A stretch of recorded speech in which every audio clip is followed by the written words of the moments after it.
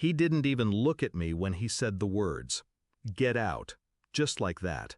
Years of marriage reduced to a command spat like I was an intruder in my own home. His son stood behind him, smirking. 17 years old, entitled, venomous. He had whispered poison into his father's ear for weeks. Lies about me. Lies so absurd I laughed at first. But my husband didn't. He believed him over me. That was the night I packed 2 bags and walked out, my dignity shredded but my silence intact. I met my husband 12 years ago, a widower, charming, stoic, broken in the way that draws women in. I thought I could heal him, give him back a family. His son was 8 back then, fragile, quiet. I held his hand at parent-teacher meetings, cooked him meals, soothed his nightmares. I loved him like my own. But grief is a strange inheritance. His son never forgave me for existing. As he grew older, that quiet turned sharp. A slammed door, a muttered insult, a sneer when his father wasn't looking. I thought it was teenage angst. I was wrong. It began small, claims that I favored myself over him, that I was stealing his father's time. Then larger, accusations of spending money, of using his father. Finally, the knife slipped in. He told his father I was unfaithful. No proof, just words, and my husband believed. No confrontation, no chance to defend myself, just his back as he told me to leave. I remember standing at the door that night, cold air biting my skin. My heart wanted to scream, to fight, to claw my way back into the life I built. But I didn't, because I realized something. If a man who vowed to love me could throw me away so easily, then he was never mine. The next 3 weeks were quiet.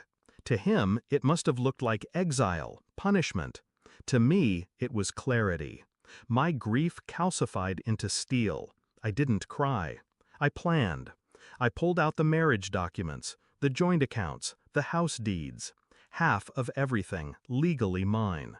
I spoke with my lawyer, calm, precise, efficient. Every account was combed, every signature checked. My husband had never imagined I'd fight. He thought he could discard me without consequence. That was his mistake. When he finally called, his voice carried false authority. "Have you reflected?" Reflected, as if I were a misbehaving child, as if I should crawl back, grateful for crumbs. I didn't answer on the phone. I agreed to meet. Neutral ground, a cafe we once loved. He arrived with his son, of course. The boy leaned back in his chair, arrogant, eyes filled with triumph. He thought he had won. I set the papers down between us. Divorce, property division, bank account freezes. A request for half the business profits since marriage, profits that had doubled because of my strategies. My husband's face drained of color. "You can't be serious," he whispered. "I'm done begging to be believed," I said, my voice steady. His son laughed. "She's bluffing. She has nothing." I turned my gaze on him. Calm, cold. "Everything your father owns is tied to me. Every account, every house.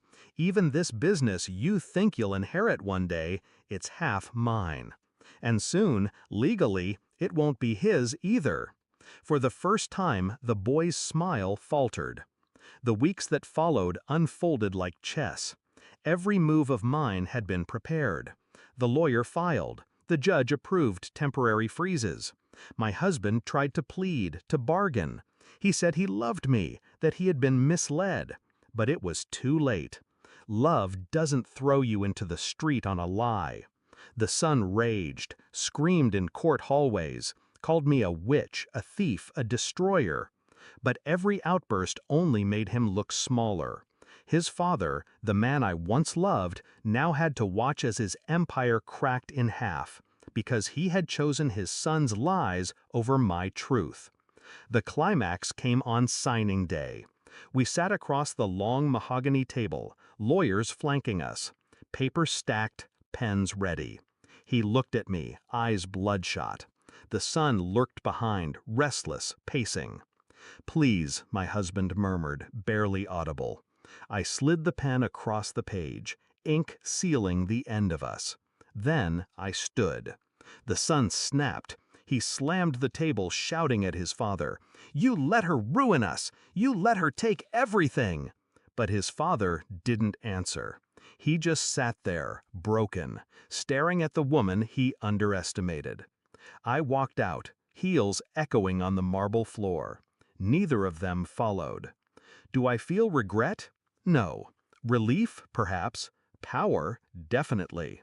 They thought they could erase me with lies. Instead, I erased the life they thought they controlled. The boy wanted me gone. He succeeded. But in doing so, he lost the security he took for granted. His father wanted obedience. Instead, he got emptiness. And me? I got freedom. And half of everything. Funny, isn't it? They threw me out with nothing but a suitcase. I walked away with their empire in my